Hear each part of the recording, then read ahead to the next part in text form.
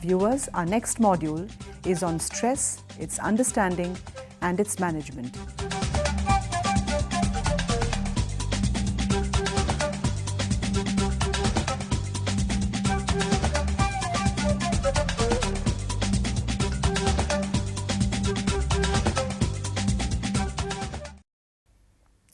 Nature created us human beings with a body and mind complex.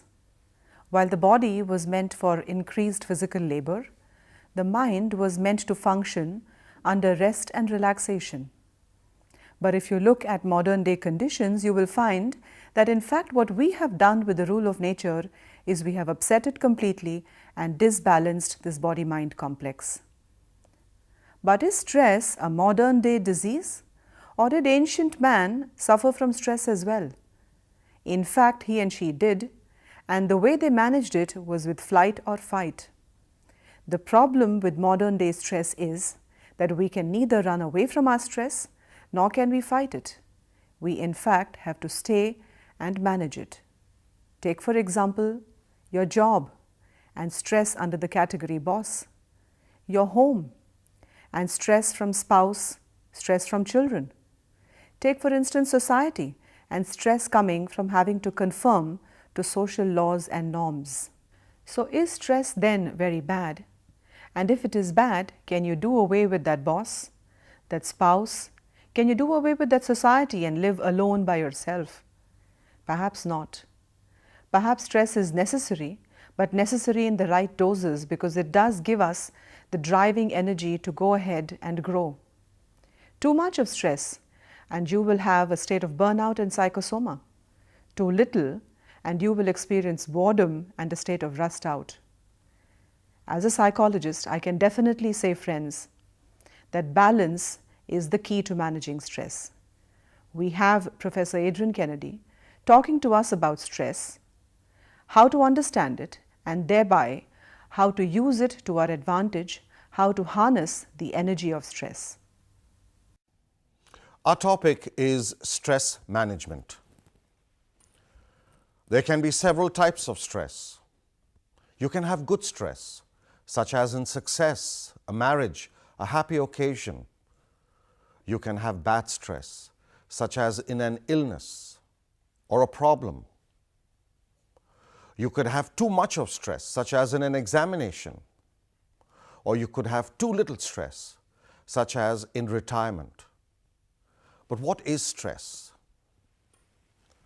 Stress is the ancient animal evolutionary endocrinic response of the body to a demand, a threat, or a danger.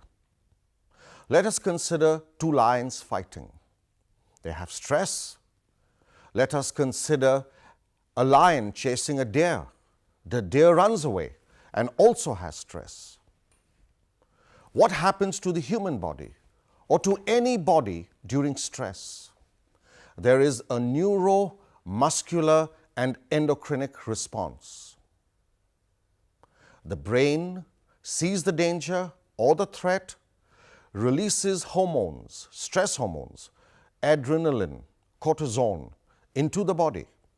The adrenaline activates the entire body. The brain becomes alert. The heart rate increases, circulation, blood sugar rushes to the body. The muscles become strong and fast, and the cortisol releases the hormone that protects the body against pain, which is why in battle warriors feel no pain. In modern days, stress has changed. We no more have the demands of battle, but we still have the problems. And these problems happen to us on a day-to-day basis. The problems of life, the problems of making and earning, the problems of solving solutions that need to be done. This results in the same response of the body. The heartbeat increases, respiration increases, circulation increases. Stress hormones are secreted within the body every time there is a problem. And when this happens repeatedly, you get what is known as a psychosomatic response. What is a psychosomatic response? A psychosomatic response is a situation in which the body remains at an elevated state. Under these circumstances, you have headaches, you have respiratory problems, asthma, bronchitis, you are unable to sleep, you have digestive problems because the blood from the digestive organs are diverted to the muscles. You have muscular pain because the lactic acid remains within the body. The organs that are in use remain hyper elevated. The organs that are not in use, the digestive system, the sexual system, receive less blood and as a consequence malfunction. This is known as the weak link syndrome. So what does stress do? Stress increases the blood flow to organs that require it for action and reduces the blood flow to those organs that are not required in action. This causes a lack of homeostasis, resulting in illness in the body. Stress causes illness. There are several theories of stress. You have the adaptation theory of stress, in which you have a demand, the body rises to meet the demand. As long as it can meet the demand, it remains functional. When the demand turns too much, there is a breakdown state. Illness results. That is one theory. That was a theory propounded by Hans Selye. Now, Holmes Rahe brought in a new theory in 1967. He said that different events cause stress. For example, the death of a loved one or a major illness, imprisonment, divorce. These are major stresses. They are rated high on the scale. And then you have the day-to-day hassles, the minor problems. These also cause stress. This is the event-based formula. And then you have the tolerance level. We can all tolerate some problems. We can all tolerate some load. But when the load becomes too much, either at work or at home or within a problem and a social situation, we break down. This is known as the stress tolerance program or the stress tolerance formula. So there are different formulas for stress. So what are the general causes of stress? There are 5 to 6 causes, maybe less, maybe more. There are as many causes of stress as there are people, but generally speaking, any major problem will cause stress. Your personality is a great cause of stress. You could have problems at home, this can cause stress. You can have problems at work and even problems in your day-to-day routine. Let us consider each of these. Any major crisis, a problem that has no solution, a problem that has persisted over the last year, maybe a major illness, a major financial problem, a job-related problem, an emotional problem, or a natural calamity, a flood, an earthquake, loss of home. These are major problems. These can cause stress. Your day-to-day routine can cause stress. For example, through the day you are working, at night you should sleep. You should have some time for relaxation and exercise. Now, what happens if you have too little sleep? The body doesn't get a chance to rejuvenate. The body doesn't get a chance to relax. What happens if you have too much of work? The body is overstressed. What happens if you do not have time to exercise or relax? The body does not get time to recharge its batteries. You need sufficient time, 8 hours work, 8 hours sleep, 8 hours family time. Without this, you can have routine stress. Your personality can cause stress. All organizations, all institutes, all communities are looking for people who are ambitious, competitive, dynamic, hard-working, result-oriented. We pride ourselves in being time-pressured. We time ourselves in being competitive and better than the other person. We pride ourselves in being the best. We are paid for this. In order to be the best, your body has to stretch beyond its own capabilities. Your personality, a type A personality, can cause stress. Your home should not cause you any stress. And yet there are problems at home. Incompatibility with spouse. 50% of marriages abroad result in divorce. The situation in India is much better. But with the opening up of the economy, with the opening up of the world, we are adapting to Western systems. We import stress. We export yoga and relaxation. You can have problems at home. You can also have problems at work. Your work physical environment, too much of dust, too much of heat, not sufficient ventilation, a boring, repetitive job such as in a factory, high levels of stress and tension due to lack of support, financial problems, lack of support from management, your inability to get along with your boss. Maybe your salary is insufficient. Maybe your qualifications are incompatible with your work. All of this can cause stress. Who will stress attack? Stress will attack individuals who have major problems, individuals who have no support systems, individuals who have financial and job problems, individuals who have unrealistic goals, individuals who are not healthy, individuals who smoke perhaps, result in alcohol, indulge in drugs. These are the individuals whom stress will attack. Now, when you have stress, when you are attacked by stress, when you are susceptible to stress, you have psychosomatic breakdown, resulting in headaches, respiratory problems, digestive problems, muscular pain, skin ailments, hypertension, diabetes, hypercholesteremia, heart attacks, cancer. Stress is either a cause of these or will affect each one of these. So how do we manage stress? You manage stress in 4 or 5 different ways. If you are a type A personality, you need to change your personality. If you're a passive personality, you need to change your personality. You need to be assertive and comfortable. You must solve problems. You must reduce stress at home. You must reduce stress at work. You must create for yourself a stress defense system. How do you convert from a type A to a type B personality? You listen.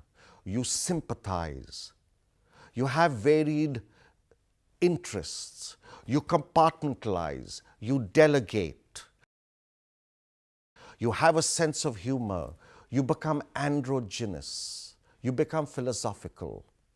A type B personality is an individual who is a team player. He is realistic. He functions within his capacity. He has realistic ambitions and plans, and he is a team individual. He is an individual who divides his stress within the group. The entire group functions better rather than as an individual superstar. If you have a stressful problem, you must find a solution. If it is a legal problem, talk to a lawyer. If it is a financial problem, talk to your banker. If it is a job-related problem, talk to your boss. If it is an emotional problem, seek the support of your family and friends.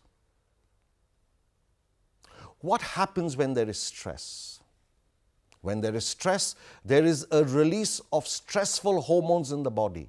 These hormones remain within the body and hyperactivate the heart and lungs and circulatory system. We can use this to our advantage. Remember the story of the lion chasing the deer. The deer runs away, and if the deer survives, it rests and relaxes till the next day. So physical activity utilizes stressful hormones. Exercise, physical activity, walking, holidays, trekking, yoga, breathing, any physical movement that utilizes the stressful energy within the body, they all reduce stress. If you were to look at American organizations, all American organizations have in their basement gymnasiums. They realize that work creates stress. At the end of the day, they encourage exercise. This exercise utilizes the stress hormone. What is a game of football? It is the release of energy. The Japanese also have a system in which they release their ki, their energy, the ki. This release of energy reduces stress. In India, we have our breathing techniques, pranayama. Breathing can also reduce stress. That is the physical method. Then there is the mental method, the passive methods. There is no greater reducer than stress, than sleep. Sleep brings the body to a state of deep relaxation. Sleep reduces the brainwave state. Sleep creates an endorphin situation. Sleep is healing. Sleep is rejuvenative. We need to spend 1/3 of our life in sleep. But during the time that we are awake, there are other methods of relaxation. You could, for example, listen to music. Or you could, for example, do a meditative position. Or you could have a passive massage. Beyond the mental, there is the spiritual. In case you have a problem that has no solution, and even otherwise on a day-to-day basis, you could pray. Prayer, faith, belief, inspiration, to believe that there are solutions, to believe that there is somebody who looks after you, to believe that no matter what the problem, there will be a solution. These inspirational reservoirs also reduce stress.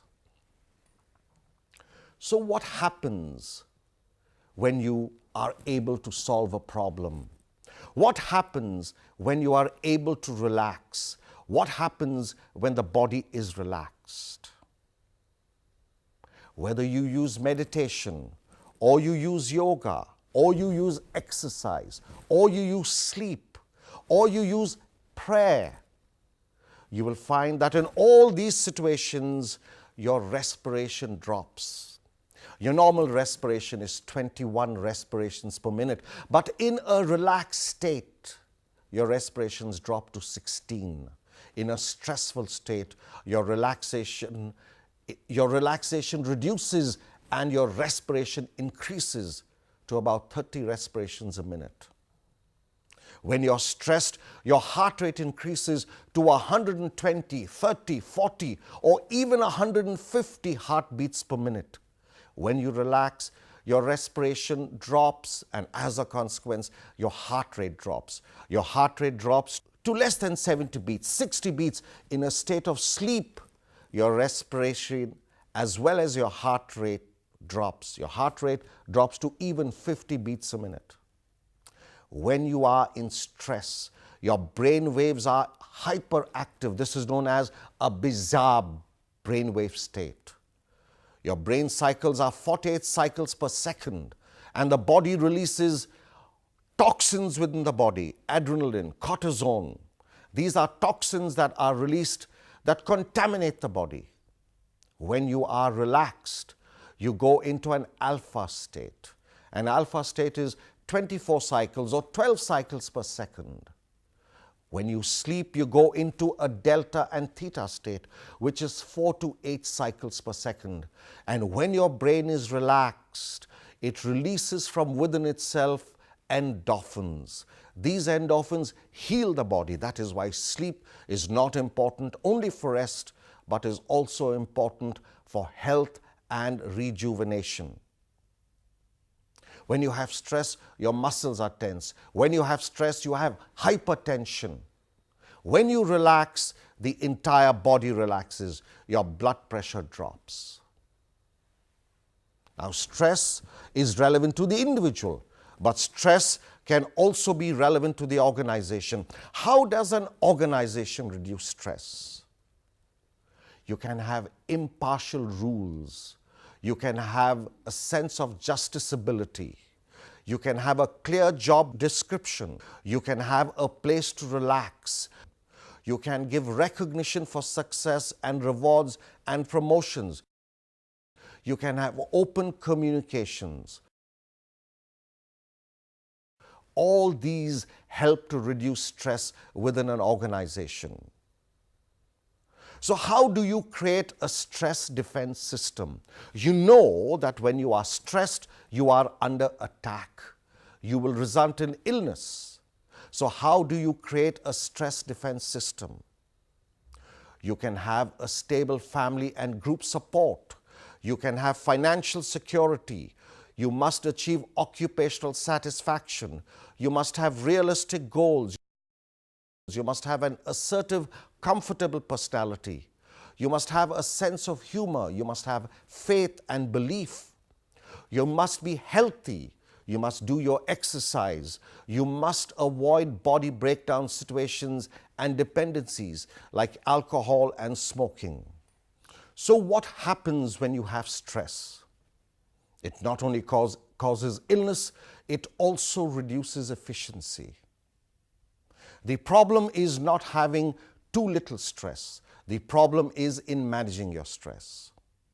Stress reduces efficiency. So therefore, you need a stimulus to be able to achieve optimal results.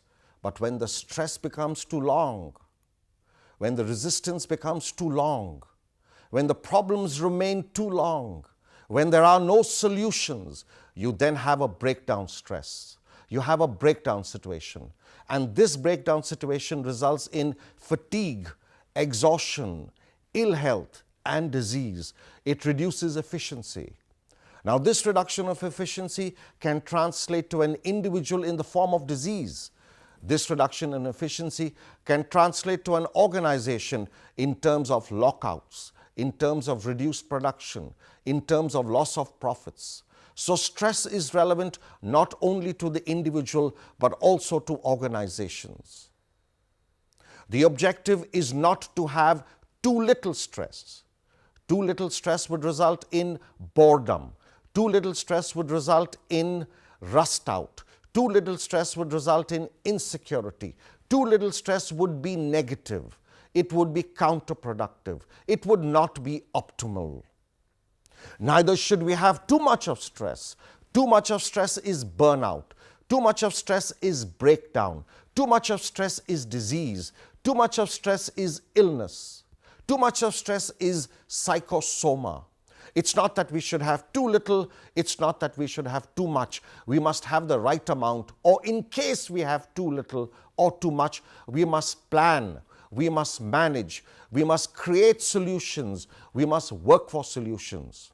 What we need is optimum stress, good stress, eustress, successful stress.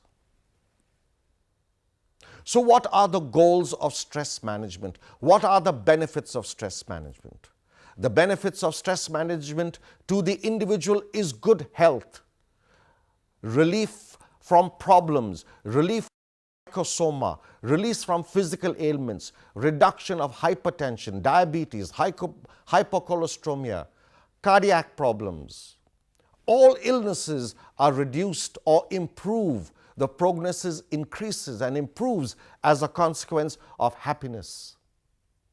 That is on the one end, from the perspective of the individual. Now let us look at it from the perspective of the organization, from the perspective of the group or the community or the country.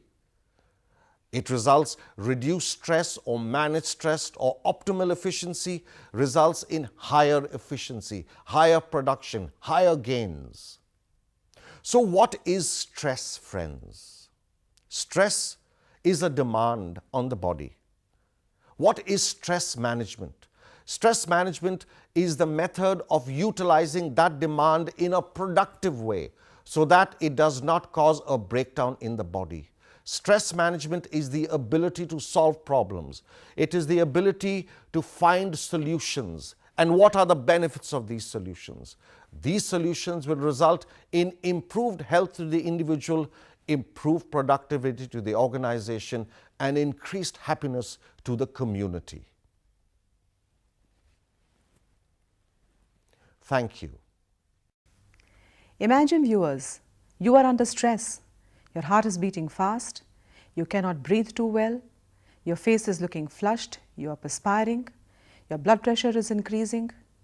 But under these very conditions, you have to learn the trick of managing stress. This is when you need the techniques of management of stress the most. So remember, exercise, look at your attitude, and make sure that you learn how to relax.